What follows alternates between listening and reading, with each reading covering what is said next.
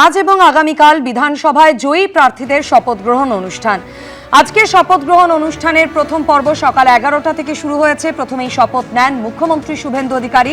এরপর সদ্য দায়িত্বপ্রাপ্ত 5 জন মন্ত্রী দিলীপ ঘোষ, অগ্নিমিত্রা পাল, অশোক কীর্তনিয়া, ক্ষুদিরাম টুডুরা শপথ নেন এবং এরপর একে একে জেলা অনুযায়ী জয়ী প্রার্থীদের শপথ গ্রহণ অনুষ্ঠান এখনো চলছে।